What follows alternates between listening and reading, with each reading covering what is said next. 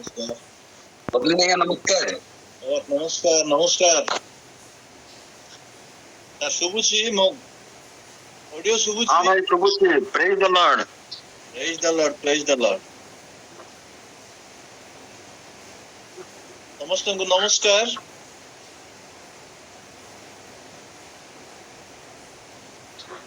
ପ୍ରଭୁଙ୍କର ପବିତ୍ର ନାମର ପ୍ରଶଂସା ହେଉ। ପ୍ରଭୁ ଆମମାନଙ୍କୁ ଆଜି ଅନୁଗ୍ରହ କରିଛନ୍ତି ଆଉ ଏହି ପ୍ରାପ୍ତ ଉପାସନାରେ ଆମମାନଙ୍କୁ ଏକତ୍ର ହେବାର ସୁଯୋଗ ଦେଇଛନ୍ତି। ତେଣୁ ପ୍ରଭୁଙ୍କର ମହିମା ହେଉ ଗୌରବ ହେଉ। ଏବେ ଆସନ୍ତୁ ଆମମାନେ ନିଜ ନିଜକୁ ପ୍ରଭୁଙ୍କ ହସ୍ତରେ ରଖିବା ଆଉ ବାକ୍ୟ ପାଇଁ ପ୍ରସ୍ତୁତ ହେବା ପ୍ରାର୍ଥନା କରିବା। ସ୍ୱର୍ଗୀୟ ବାକ୍ୟ ରୂପୀ ଈଶ୍ୱର ଆମେ ତୁମକୁ ଧନ୍ୟବାଦ କରୁଛୁ, ପ୍ରଶଂସା କରୁଛୁ, ଗୌରବ କରୁଛୁ। ଏ ପ୍ରାପ୍ତ କାଳରେ ତୁମରି ପବିତ୍ର ପାଦ ତଳେ ବସିବାର ସୁଯୋଗ ଆମମାନଙ୍କୁ ଦେଇଛ। ପ୍ରଭୁ ଆମେ ତୁମରି ଅନୁଗ୍ରହର ସମୟ ପ୍ରାପ୍ତ ହୋଇ ନିଜକୁ ଧନ୍ୟ ମନେ କରୁଛୁ। କିନ୍ତୁ ଏତେବେଳେ ଆମ ସମସ୍ତଙ୍କୁ ତୁମେ ତୁମରି ପବିତ୍ର ଆତ୍ମାଙ୍କ ଶକ୍ତିରେ ପୂର୍ଣ୍ଣ କର। ତୁମରି ବାକ୍ୟର ଆଲୋକରେ ଆମମାନଙ୍କୁ ଆଲୋକିତ କର। ଯେଉଁ ବାକ୍ୟ ଆମେ ଆଜି ପଢିବୁ, ଧ୍ୟାନ କରିବୁ, ଏ ବାକ୍ୟ ଦେଇ ଆମମାନଙ୍କ ସହିତ କଥା ହୁଅ। ବାକ୍ୟର ଜୀବନ କାଟିବା ପାଇଁ ଏବଂ ତୁମ ରାଜ୍ୟରେ ଅଧିକାରୀ ହେବା ପାଇଁ ଆମମାନଙ୍କୁ ତୁମେ ଅନୁଗ୍ରହରେ ପୂର୍ଣ୍ଣ କର। ଆଜିର ସମସ୍ତ ବିଷୟକୁ ତୁମରି ହସ୍ତରେ ରଖୁଛୁ। ବିଶେଷ କରି ସେ ପ୍ରକାର ଯାନ୍ତ୍ରିକ ତ୍ରୁଟିକୁ ଆମେ ତୁମରି ପାଦ ତଳେ ରଖୁଛୁ। ଯୀଶୁଙ୍କ ନାମରେ ସେ ସବୁକୁ ଦୂର କର। ତୁମରି ଶକ୍ତି ଆମମାନଙ୍କ ଜୀବନରେ ଓହ୍ଲାଇ ଆସୁ। ପ୍ରତ୍ୟେକ ଆମେ ତୁମରି ବାକ୍ୟର ସମୟ ଅତିବାହିତ କରିବୁ ଆଉ ତୁମରି ବାକ୍ୟର ଆଶୀର୍ବାଦ ଲଭିବୁ। ଏଥିପାଇଁ ତୁମେ ଆମମାନଙ୍କୁ ଅନୁଗ୍ରହ କର। ମଧ୍ୟ ତୁମ ଦାସ ତୁମ ହସ୍ତରେ ଆପଣାକୁ ସମର୍ପିତ ହେଉଛି। ପ୍ରଭୁ ମଧ୍ୟ ତୁମେ ଗ୍ରାହ୍ୟ କର। ମୁଖର ବାକ୍ୟ ମନ୍ତକଣ ଧ୍ୟାନ ତୁମ ଦୃଷ୍ଟିରେ ସୁଗ୍ରାହ୍ୟ। ସବୁ ବିଷୟକୁ ତୁମରି ହସ୍ତରେ ଦେଇ ଏ ପ୍ରାର୍ଥନା ଆମମାନଙ୍କର ପ୍ରାଣର ପ୍ରିୟ ଯୀଶୁ। ଆମେନ୍। ଦୟାକରି ଆୟୁବ ଭାଇ, ପୂର୍ଣ୍ଣ ଭାଇ ଟିକେ ମ୍ୟୁଟ କରିଦିଅନ୍ତୁ।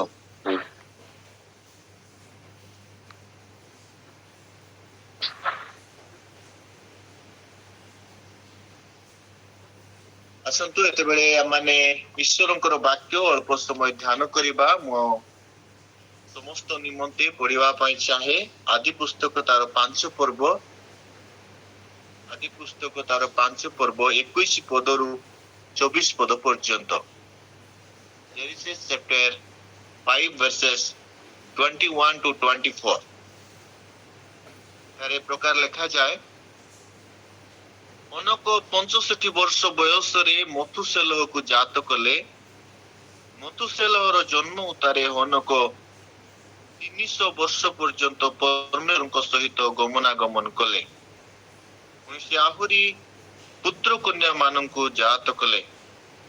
ଅନକଙ୍କର ବୟସ ସର୍ବସୁଦ୍ଧା 365 ବର୍ଷ ଥିଲା। ଅନକ ପରମେଶ୍ୱରଙ୍କ ସହିତ ଗମନାଗମନ କଲେ ଆଉ ସେ ଅନ୍ତର୍ହିତ ହେଲେ, ଯେହେତୁ ପରମେଶ୍ୱର ତାଙ୍କୁ ଗ୍ରହଣ କଲେ। ପ୍ରଭୁ ଏ ପଠିତ ବାକ୍ୟ ଦେଇ ଆମ ସମସ୍ତଙ୍କୁ ଆଜି ଦିନରେ ପ୍ରଚୁର ଆଶୀର୍ବାଦ କରନ୍ତୁ। ଆମେନ୍। ପ୍ରଭୁଙ୍କର ପବିତ୍ର ନାମର ପ୍ରଶଂସା ହେଉ, ଗୌରବ ହେଉ। ପ୍ରଭୁ ଆମମାନଙ୍କୁ ଏ ସୁନ୍ଦର ସମୟ ଦେଇ ତାଙ୍କର ପବିତ୍ର ଉପାସନା ଆରାଧନା କରୁ କରୁ ଜୀବନ୍ତ ବାକ୍ୟର ଅଂଶୀ ହେବାର ସୁଯୋଗ ଦେଇଛନ୍ତି। ତେଣୁ ମୁଁ ପ୍ରଭୁଙ୍କୁ ଧନ୍ୟବାଦ ଦିଏ। ତା ସହିତ ମତେ ଏହି ଜୁମ୍ ମିଟିଂରେ ପ୍ରାତଃକାଳୀନ ସଭାରେ ଉପାସନାରେ ସୁଯୋଗ ଦେଇଥିବାରୁ ମଧ୍ୟ ସମସ୍ତ ଆୟୋଜକ ମଣ୍ଡଳୀ ନିକଟରେ ମୁଁ କୃତଜ୍ଞତା ଜଣାଏ। ଆଉ ମୁଁ ପ୍ରଭୁଙ୍କୁ ଧନ୍ୟବାଦ ଦିଏ ଯେ ପ୍ରଭୁଙ୍କର ବାକ୍ୟ ସମସ୍ତଙ୍କ ନିକଟରେ ପ୍ରକାଶ କରିବା ପାଇଁ ସୁଯୋଗ ପ୍ରଭୁ ମତେ ଦେଇଛନ୍ତି। ତେଣୁ ମୁଁ ପ୍ରଭୁଙ୍କୁ ମଧ୍ୟ ଧନ୍ୟବାଦ ଦିଏ। ସମସ୍ତଙ୍କୁ ଶୁଭୁଛି ତ? ହଁ ଶୁଭୁଛି। ଠିକ ଅଛି। ପ୍ରିୟ ଲୋକମାନେ, ପ୍ରଭୁଙ୍କର ପ୍ରିୟ संतान संतति माने जेतेबेले मु विशेष करी धन्यवाद देवी प्रभुंकर प्रिय दास माने जो माने आज जूम मीटिंग रे अछंती समस्त को मोर ख्रीष्टीय प्रेम रो नमस्कार जनाए प्रभुंकर प्रिय दास दासी माननकु हमें जेते समय बसिबा ए समय प्रभुंकर आशीर्वाद रो समय हेउ या प्रभुंक ठारे मु कामना करे प्रभुंकर सहित कथा हेबा द्वारा मानकर कौनसी समय नष्ट हुए नाई कौनसी विषय नष्ट हुए नाई तेणु गोटे कथा अछि स्टैनली जॉन गोटे कथा कहंती to talk with God no breath is left talk on बोली कहउछंती मैं कथा हेबा द्वारा प्रभुंकर सहित मानकर ब्रीथ बा निश्वास प्रश्वास केबे मध्य उणा हुए नाई आमे निरंतर परमेश्वर सहित कथा हेबार आवश्यक रही to walk with God no strength is lost walk on बोली कहउछंती आमे प्रभुंक सहित चलीबा द्वारा मानकर कौनसी बड़ मध्य क्षय पाए नाही आमे निरंतर परमेश्वर सहित चलीबार आवश्यक रही wait on God no time is lost आमे प्रभुंक अपेक्षा करिबा द्वारा मानकर समय केबे मध्य नष्ट हुए नाही तेणु आमे निरंतर अपेक्षा करिबार आवश्यक रही आमे परमेश्वर सहित कथा हेबा परमेश्वर चलीबा परमेश्वर अपेक्षा करिबा ताकर आगमन दिन पर्यंत आमे प्रभुंक सहित रहिबा यह आम आशीर्वाद समय अटे से प्रकार गोटे शास्त्रांश आज आम अध्ययन करिछु शास्त्रांश रे प्रभुंकर प्रिय दास अनक परमेश्वर सहित गमन करी परमेश्वर राज्य उत्तराधिकारी होती तेणु अनेक समय आमने परमेश्वर सहित चलवा विषय माने चिंता करू आज मुख्य प्रसंग आम ध्यान विषय हेब वॉक विथ गॉड ईश्वर सहित आम चलवा अनेक समय आम कहू ईश्वर पछरे चलवा ईश्वर को अनुकरण करने द्वारा आम जीवन धन्य हुए किंतु आम के चिंता करिछु कि ईश्वर सहित आम किपरि चली पारिबा हेनरी फोर्ड गोटे कथा कहती those who walk with God always reach their destination those who walk with God always reach their destination जो माने परमेश्वर सहित चलती से माने निजर लक्ष्य स्थल रे सर्वदा प्राप्त हुंती बा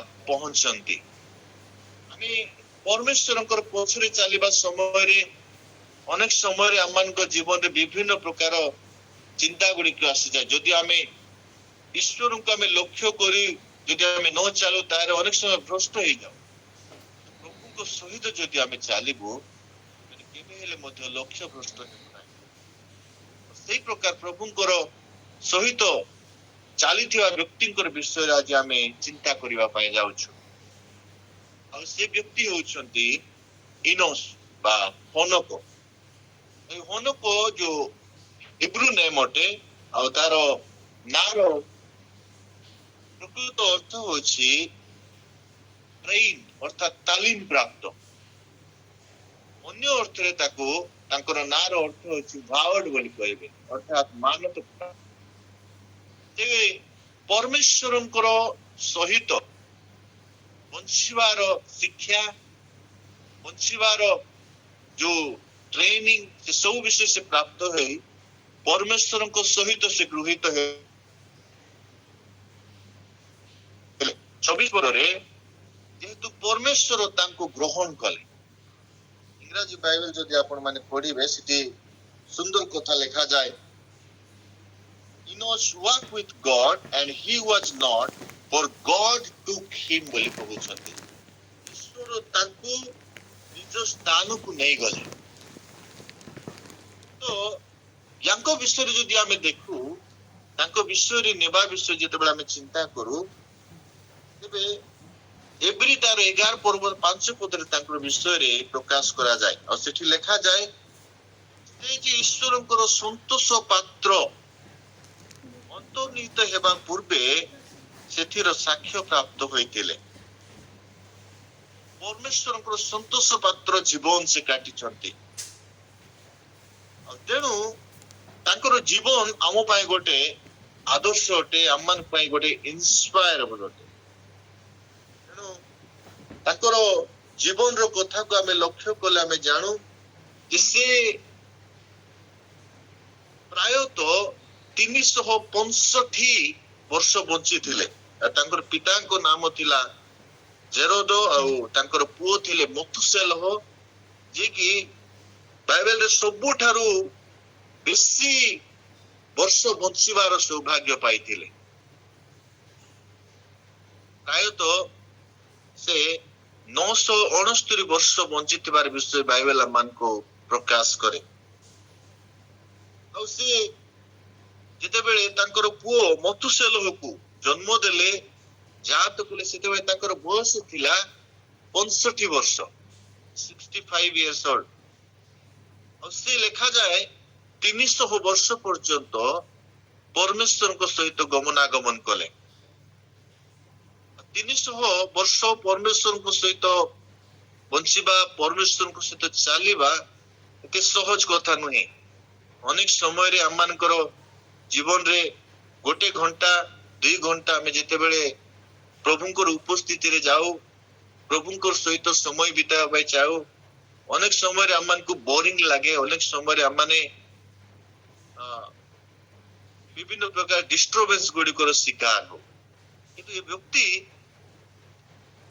300 ବର୍ଷ ପର୍ଯ୍ୟନ୍ତ ପରମେଶ୍ୱରଙ୍କର ସହିତ ଗୋଟେ ସନ୍ତୋଷପୂର୍ଣ୍ଣ ଜୀବନ କାଟନ୍ତି। ଲେଖାଯାଏ ସେ ମୃତ୍ୟୁବରଣ କରିନାହାନ୍ତି, ତାଙ୍କର ମୃତ୍ୟୁ ହେଇନାହିଁ। ଆଉ ବାଇବେଲରେ ଆପଣ ମାନେ ଜାଣିଥିବେ 3 ଜଣ ବ୍ୟକ୍ତିଙ୍କର ଜନ୍ମ ହେଇଛି କିନ୍ତୁ ମୃତ୍ୟୁ ହେଇନାହିଁ। ସେ ବ୍ୟକ୍ତି ମାନେ ହଉଛନ୍ତି, ପ୍ରଥମ ବ୍ୟକ୍ତିତ୍ବ ହଉଛନ୍ତି ଲୋଟଙ୍କର ସ୍ତ୍ରୀ। ତାଙ୍କର ମୃତ୍ୟୁର କଥା ବାଇବେଲ ପ୍ରକାଶ କରେ ନାହିଁ। ଆଉ ଦ୍ୱିତୀୟ ବ୍ୟକ୍ତିତ୍ବ ହଉଛନ୍ତି ହନୋକ, ଯାହାଙ୍କର ବିଷୟରେ ଆଜି ଆମେ ଧ୍ୟାନ କରୁଛୁ। ତୃତୀୟ ବ୍ୟକ୍ତିତ୍ବ ହଉଛନ୍ତି ଏଲିଜା ବା ଏଲିୟ। এই 3 ଜଣଙ୍କର ମୃତ୍ୟୁ ହେଇନାହିଁ। ଆଉ ସେମାନେ ପରମେଶ୍ୱରଙ୍କ ଦ୍ୱାରା ପରମେଶ୍ୱରଙ୍କ ନିକଟରେ ଗୃହୀତ ହୋଇ ଅଛନ୍ତି। ତେବେ ଏ 300 ବର୍ଷ ଯେତେବେଳେ ସେ ଚାଲୁଛନ୍ତି, ତାଙ୍କର ପରମେଶ୍ୱରଙ୍କ ସହିତ ଚାଲିବାର ଗୋଟେ ଡାଇମେନସନ ଆମମାନଙ୍କୁ ବୁଝିବାକୁ ହେବ। କେଉଁ ପରିସ୍ଥିତିରେ ସେ ପରମେଶ୍ୱରଙ୍କ ସହିତ ଚାଲିଥିଲେ। ଆଉ କୁହାଯାଏ ତାଙ୍କର ବିଷୟ ଯଦି ଆମେ ଧ୍ୟାନ କରୁ, ଆମେ ଜାଣୁ ଯେ ସେ ଗୋଟେ ପାରିବାରିକ ଜୀବନର ଅଂଶୀ ଥିଲେ। ସେ ପାରିବାରିକ ଜୀବନରେ ଗୋଟେ ରେସ୍ପନ୍ସିବିଲିଟି ଲାଇଫକୁ ସେ ଗ୍ରହଣ କରିଥିଲେ। ଅନେକ ଦାୟିତ୍ୱ ତାଙ୍କ ଜୀବନରେ ଥିଲା, ତଥାପି ସେ ପରମେଶ୍ୱରଙ୍କର ସହିତ 300 ବର୍ଷ ଗମନାଗମନ କରିଛନ୍ତି। ଅନେକ ସମୟରେ ଆମମାନଙ୍କ ଜୀବନରେ ବିଭିନ୍ନ ସମସ୍ୟା ଆସେ, ପାରିବାରିକ ଜୀବନରେ, ଆମମାନଙ୍କର କର୍ମମୟ ଜୀବନରେ। ସେ ସମୟରେ ଆମେ ଅନେକ ନିରାଶ ହେଉ, ହତାଶ ହେଉ। ସେ ସମୟରେ ଆମମାନଙ୍କର ଜୀବନରେ ପରମେଶ୍ୱରଙ୍କ ଠାରେ ବିଶ୍ୱାସ ମଧ୍ୟ ଉଣା ପଡିଯାଏ। ଅନେକ ସମୟରେ ପରମେଶ୍ୱରଙ୍କୁ ଆମେ ନିନ୍ଦା ଦଉ, ପରମେଶ୍ୱରଙ୍କର ଯୋଉ ଅନୁଗ୍ରହକୁ ଆମେ ଅସ୍ୱୀକାର ମଧ୍ୟ କରିଥାଉ। କିନ୍ତୁ ସବୁ ପରିସ୍ଥିତି ଦେଇ ସେ ଗୋଟେ ଦାୟିତ୍ୱ ଜୀବନ କାଟିବା ସହିତ ପରମେଶ୍ୱରଙ୍କର ସହିତ ଗମନାଗମନ କରୁଛନ୍ତି।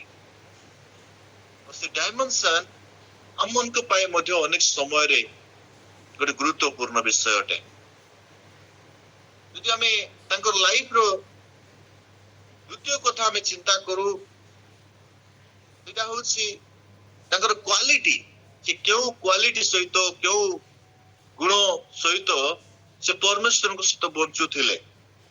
ଗୋଟେ ପୁସ୍ତକରେ ଲେଖାଯାଏ ଯେ ତାଙ୍କର ଜୀବନରେ ତିନି ଗୋଟି କ୍ୱାଲିଟି ଥିଲା। ସେଇଟା ପ୍ରଥମ କ୍ୱାଲିଟି ଥିଲା ହ୍ୟୁମିଲିଟି ଅର୍ଥାତ নম্রতাର ଜୀବନ।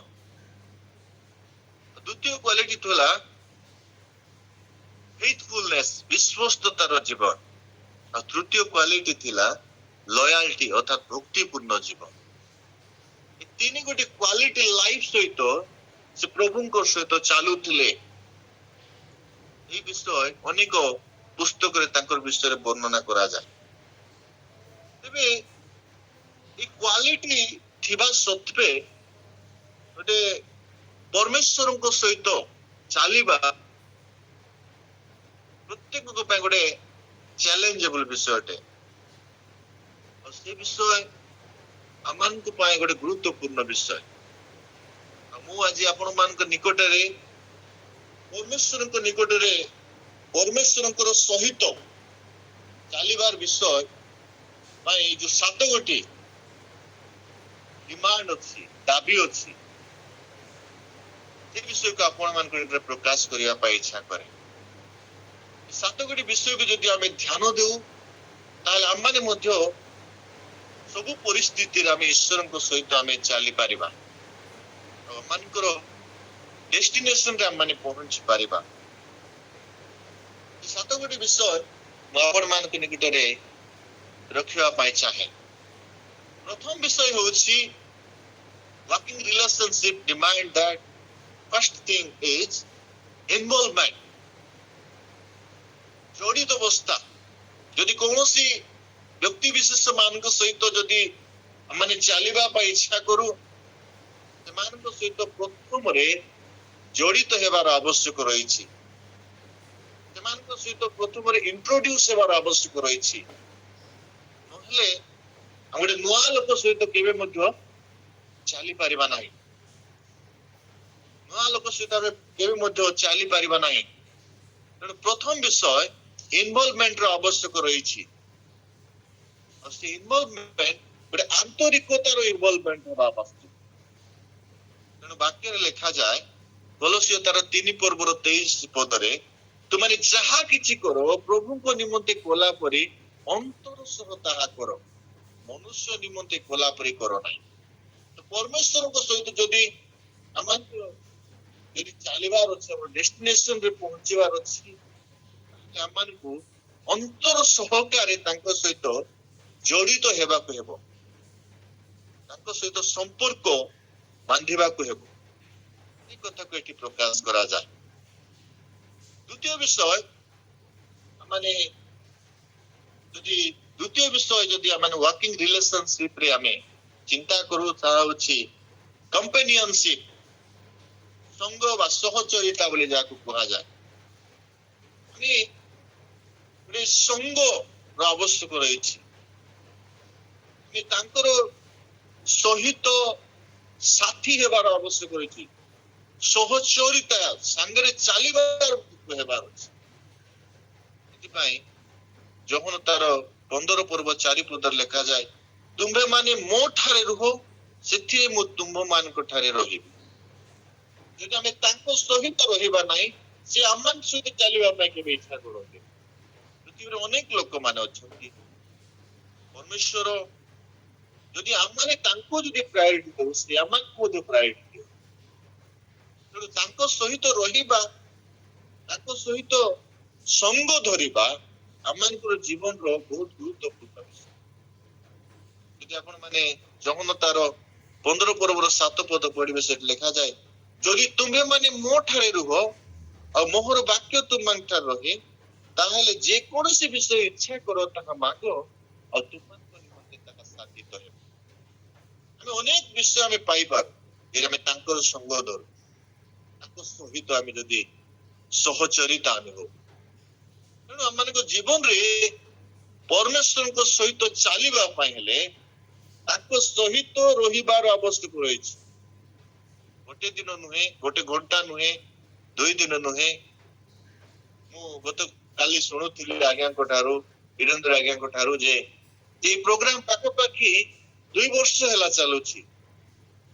ତ ଆମେ 2 ବର୍ଷରେ ଆମେ କେତେ ଜଣ परमेश्वर उपस्थिति को आम प्राधान्यता दौचु और तांको सहित सबुदिन किसी समय अतिबाहित करने प्रयास करुँ।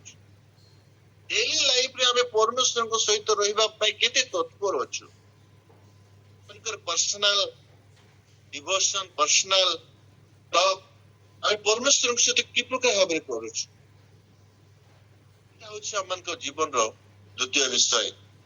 तृतीय विषय वर्किंग रिलेशनशिप डिमांड करे दाबी करे डायलॉग खाली संग धरिले हेबो नाही किंतु तृतीय विषय मन को जीवन रे आवश्यक रहिछि ता अछि ताको सहित कथोपकथन करिवार आवश्यक रहिछि। चलिबा समय रे जदि हमें कथोपकथन न करू ताहले हम माने केबे मध्य सांग होई चली न पार। हम कथावार्ता हेबार आवश्यक रहिछि। परमेश्वर सहित हमें क्यों माध्यम रे कथावार्ता है। अनेक समय रे हमें परमेश्वर को आपणार सब विषय जणाई था प्रार्थना माध्यम रे कि हमारे परमेश्वर कथा को सुनिबा पाए प्रयास करू। ए हमें खाली कही थाउ खाली प्रभु हमन को एटा दियो सेटा दियो हमको करो सब विषय में जणाई था। ताको सहित ताकर कथा को सुनिबा पाए में प्रयास करिछु। तो एटा होची टू वे कम्युनिकेशन। परमेश्वर खाली हमें कहू ताहा नुहे परमेश्वर जेते बेले कहंती सेते बेले मधे हम सुनिबार ताकर स्वर्गीय सहभागिता रे ताको सहित मन को कथा हेबा पे तेणु जिसाय तार 1 पर्व 18 पद रे सदाप्रभु कहंती आसो आमे माने उत्तर प्रत्युत्तर करू तुम मानकर पाप सब सिंदूर वर्ण परि हेले हे हिम परि शुक्ल वर्ण हेबो से सब लोहित वर्ण परि रंग हेले हे मेषलोम परि हेबो। हमको जीवन रे हमें परमेश्वर को सहित हेबार आवश्यक रही। चतुर्थ विषय डिमांड करे वर्किंग रिलेशनशिप ता होची इंटीमेसी घनिष्ठतार जीवन। हमें केते ताको सहित घनिष्ठ होछु केते पर्सनल टॉक करूछु व्यक्तिगत जीवन सहित कथा केते हमें ताको सहित शेयर करूछु एटा होची इंपोर्टेंट घनिष्ठता। माथ्यू तार 22 पर्वर 27 पद लिखा जाए से तांग कहले तुमे आपणार समस्त अंतःकरण समस्त प्राण समस्त मन देई प्रभु आपण ईश्वर को प्रेम सब विषय छाड़ी हमें घनिष्ठ सहित तांको सहित हमें प्रेमर बंधन रे आबद्ध हेबा तांको भलो पाइबा आरंभ करिबा इंटीमेसी रिलेशनशिप हमन को जीवन रे आसी तारा हमन को जीवन रे चालीबा पाए परमेश्वर को चालीबा पाए पंचम विषय हमन को जीवन रे आवश्यक रही ता होची जॉइंट डिसीजन मेकिंग। मिलित भाव रे निष्पत्ति नेबा को हेबो। हम निष्पत्ति हमें सुनाई दो मनुष्य मोर एटा दरकार मो एटा करिबा पाए चाहे मोर भू को एटा दरकार ए सब विषय हमें कहि दो केबे हमें प्रभु परमेश्वर को निष्पत्ति को हमें जोगी चुकी प्रभु तुम्हें कौन चाहो मो पारिवारिक जीवन रे मो पुअर जीवन रे मो झियर जीवन रे मोर जीवन रे हमें केबे चिंता करिछु। परमेश्वर मंत्रणा को बुझिबा हितोपदेश तार 11 पर्व 14 पद लिखा जाए सुमंत्रणार अभाव रे लोक माने पतित हुअंती पुनी मंत्री मानकर बाहुल्य रे रक्षा। हम यदि सुमंत्रणा करिबा परमेश्वर सहित बारंबार में पचारिबा परमेश्वर हमन किछि विषय कहि परमेश्वर हमन को जीवन रे किछि विषय कहिबे और से विषय हमन पे गोटे जॉइंट डिसीजन है उत्तम भाव रे चालिबा पाए हमने दोस्त विषय म्यूचुअल डिलाइट परस्पर संतोष भाजन हेबा आवश्यक। हमर खाली पसंद एटा कहले हेबो नै ताकर पसंद कोन अछि हम बुझिबा को हेबो से कोन हमन को ठारे चाहउचंती सेटा हमन को बुझिबा को हेबो यदि चालिबार अछि आ मनुष्यकर जीवन रे सब विषय में देखबा पाए पाउछु। उपस्तार हितोपदेश 12 पर्वर 22 पद लिखा जाए मिथ्या अष्टवादी सदा प्रभु गुणार विषय मात्र जो माने सत्य व्यवहार करंती से माने ताहाकर दोष আমার ଠାରୁ କଣ ଚାହେଁ କେତେ ସତ୍ୟତାର ଜୀବନ, କାରଣ ସେ ସତ୍ୟ ଈଶ୍ୱର ଅଟନ୍ତି, ସେ ସତ୍ୟ ତାକୁ ହିଁ ଭଲ ପାଆନ୍ତି, ସେ ପବିତ୍ର ଈଶ୍ୱର ଅଟନ୍ତି, ସେ ପବିତ୍ର ତାକୁ ହିଁ ଭଲ ପାଆନ୍ତି। ଶେଷ ବିଷୟ ହଉଛି ସେର ଡୋମିନିୟନ ବାଇ ଲ। ବିଷୟ ସପ୍ତମ ବିଷୟ ହଉଛି ଆମମାନଙ୍କର ପ୍ରେମର ଦ୍ଵାରା ପ୍ରଭୁତ୍ୱ ହେବା। ମୋର କଥା ହେଉ, ତାଙ୍କର କଥା ହେଉ ନାହିଁ, ସେ ବିଷୟ ହେଇପାରିବ ନାହିଁ। ଆମେ କି ପ୍ରକାର ଭାବରେ ପ୍ରେମର ସହିତ ଆମେ ପ୍ରଭୁତ୍ୱ କରିପାରିବା ବା ଈଶ୍ୱରଙ୍କର ପ୍ରେମ କି ପ୍ରକାର ଆମମାନଙ୍କ ଜୀବନରେ ପ୍ରଭୁତ୍ୱ କରିବ, ଆମମାନଙ୍କ ଜୀବନରେ ପ୍ରାଧାନ୍ୟତା ହେବା।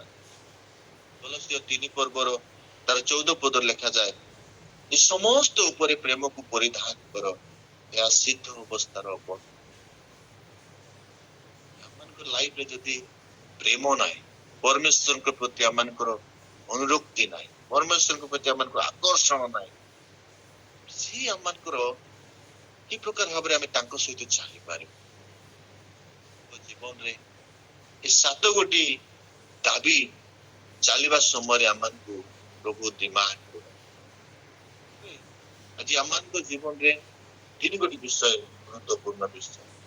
ଆମମାନଙ୍କ ଜୀବନରେ ଯେତେବେଳେ ମଧ୍ୟ ଆମେ ପରମେଶ୍ୱରଙ୍କ ସହିତ ଚାଲୁ, ଆମମାନଙ୍କ ଜୀବନରେ ଗୋଟେ ସରେଣ୍ଡର ଲାଇଫ ଆବଶ୍ୟକ ରହିଛି। ସବୁ ବିଷୟ ପରମେଶ୍ୱରଙ୍କ ଠାରେ ସମର୍ପଣ କରିବାର ଅଛି। ହିତୋପଦେଶ 3 ପର୍ବରେ ଲେଖା, ସବୁ ଗତିରେ ତାହାଙ୍କୁ ସ୍ୱୀକାର। ସରେଣ୍ଡର ହେଇଯାଉଛି, ସମର୍ପଣତା ପ୍ରଭୁଙ୍କ ଠାରେ ଅଛି, ଆମେ ପ୍ରଭୁଙ୍କ ସହିତ ଚାଲିବା। ସେ ଆମମାନଙ୍କ ସହିତ ଚାଲିବା ପାଇଁ ଦ୍ୱିତୀୟ ବିଷୟ ଆମମାନଙ୍କ ଜୀବନରେ ଆବଶ୍ୟକ ରହିଛି ୱାର୍କ ଅଫ ସର୍ଭିସ, ସେବାର ମନୋଭାବ ସହିତ ଆମମାନଙ୍କୁ ଚାଲିବା। ଯଦି ଆମେ ସେବାର ମନୋଭାବ ନ ରଖି ଆମେ ଯଦି ଚାଲିବା, ପ୍ରଭୁଙ୍କ ସହିତ ଆମେ ଚାଲିବା, ତାଙ୍କର ସେବାର ମନୋଭାବ ସହିତ ଆମ ସହିତ ଚାଲିବା ପାଇଁ ପ୍ରୟାସ କରୁଛନ୍ତି। କାରଣ ସେ ସେବା ପାଇବାକୁ ନୁହେଁ, କିନ୍ତୁ ସେବା କରି ମନୁଷ୍ୟମାନଙ୍କୁ ପ୍ରାୟଶ୍ଚିତର ମୂଲ୍ୟ ଦେଇ ବଞ୍ଚାଇବା ପାଇଁ ସେ ଆସେ। ଶେଷ ବିଷୟ ହଉଛି ଅର୍ଥାତ୍ ସାଧୁତାର ଜୀବନ ଆମମାନଙ୍କ ଜୀବନରେ ପ୍ରକାଶିତ ହେଉଛି। ସାଧୁତାର ଜୀବନ ପ୍ରଭୁ ଚାହାନ୍ତି। କି ପ୍ରକାର ଗୋଟେ ସ୍ୱତନ୍ତ୍ର ଜୀବନ କାଟିବ, ସେପାରେଟ ଜୀବନ କାଟିବ। ଆମମାନଙ୍କ ଜୀବନ କିମ୍ବା ଆମର ଜୀବନରେ କି ପ୍ରକାର ଗୋଟେ ପବିତ୍ର ଜୀବନ ଆମେ କାଟିବ, এই କଥାକୁ ସେ ଚାହାନ୍ତି। ତେଣୁ ରୋମିଓ ତାର 12 ପର୍ବର ତାର 1 ପଦରେ ଲେଖାଯାଏ, ଆପଣ ଆପଣ ଶରୀରକୁ ପବିତ୍ର, ମାନଙ୍କ ଶରୀରକୁ ସଜୀବ ପବିତ୍ର ଈଶ୍ୱରଙ୍କ ଗ୍ରାହ୍ୟ ବଳି ରୂପେ ଉତ୍ସର୍ଗ କରେ।